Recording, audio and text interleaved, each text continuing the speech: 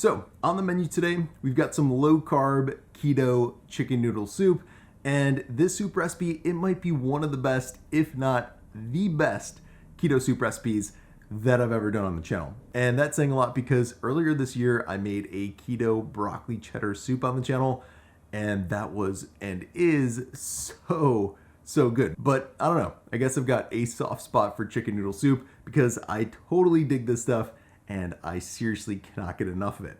By the way, this chicken noodle soup, it is not only delicious, it's nutritious. Every bowl of it has less than 100 calories and just 2 net carbs. Yeah, you heard that right. Chicken noodle soup with just 2 net carbs per bowl. So with that said, let's jump right into the good stuff, make some low carb keto chicken noodle soup. All right, the first thing we're going to do is prep our chicken. And as you're seeing here, I'm using a rotisserie chicken for my keto soup today, but you can use chicken breasts or chicken thighs if you have those on hand instead. The main thing here is that you end up using around 2 cups or 375 grams of some roughly shredded, boneless, skinless chicken. Anyway, when we've got our chicken prepared, we can set it aside and start working on our veggies.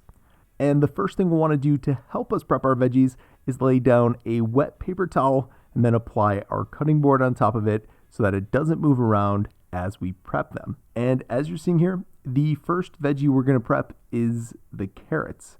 We'll of course want to start by peeling those, and then when we peel them, we're going to chop them into thin circular pieces as I'm doing here. Having said that, for today's keto soup recipe, we'll be using around 3/4 cup or 125 grams of them. Okay, so once we've got those ready to go, we can add them to a bowl and start working on our celery. We're going to be making a mirepoix of sorts, but we just won't be following the typical ratios found in one. Having said that, we're going to cut off the ends and tops of 2 stalks of celery and then cut them into U-shaped pieces around 1/4 inch thick. And just so you know, this should end up being about 1 cup or 120 grams of cut up celery. Now, once we've added that to our bowl, we can move on to the last part of our mirepoix for our keto soup, and that is, of course, the onions. We'll want to remove the ends and the skin of 2 small onions, or just 1 medium-sized one, and then dice the onion up on our cutting board. And again, just so you know, this should end up being about 3/4 cup or 175 grams of onions. So now that we've got that added to our bowl and our mirepoix is all set, we're going to prep the last part of our veggies, and that is simply going to be mincing 2 cloves of garlic. Then when we've taken care of that, we're going to get out a large pot and set our burner temp to medium and add about 2 tablespoons or 28 grams of olive oil to it. So once we've got the oil heated up, we can add our keto mirepoix to the pot and cook those veggies until they're soft and translucent. And this is definitely going to take a few minutes to happen, so just be patient and stir them occasionally so they don't burn as you cook them.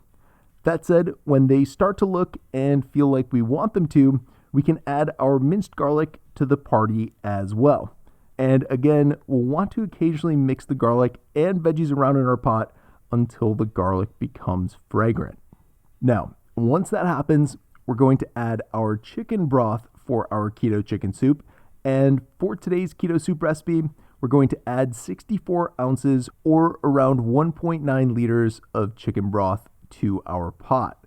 And by the way, if you're wondering what broth I like to use, I really like this chicken stock by Pacific Foods.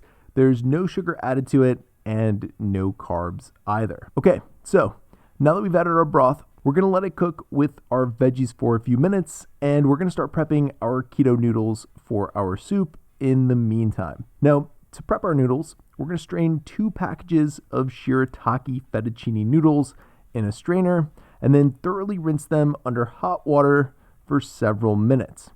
And a pro tip I have is to actually add a little salt to them throughout the process, just to fully neutralize the taste that these can sometimes have if you prep them incorrectly. Anyway, when we've given them a thorough washing and rinsing, we can add them to our pot with the rest of our keto soup.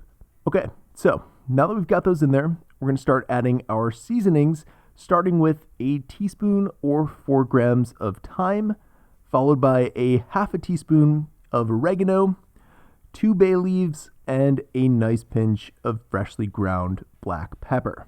Then, when we've added those to our keto soup, we can give all of our ingredients a good stir and bring the soup to a boil. Now, when we've got a boil happening in our pot, we can add the chicken we prepped from earlier to our soup and give it a good mix. And we'll want to continue to cook our soup with the chicken added to it for about 5 to 10 more minutes. Of course, while it's cooking, we want to stir it occasionally and maybe even take a few photos for our Insta story. At least that's what I did, because the soup just looks so Instagrammable at this point. But once you've taken care of all the stirring and photo taking, you'll want to taste the soup and see if you need to add in any extra seasonings or salt. Personally, I like my keto chicken soup on the saltier side with a nice bit of crushed black pepper, so I added more of those. And since that tasted perfect, the last thing you can do is add your keto chicken soup to a soup bowl and serve. By the way, this keto soup goes incredibly well with my 2-ingredient keto crackers, so definitely check that recipe out in the video description below as well. And I hope you enjoyed the soup and the crackers.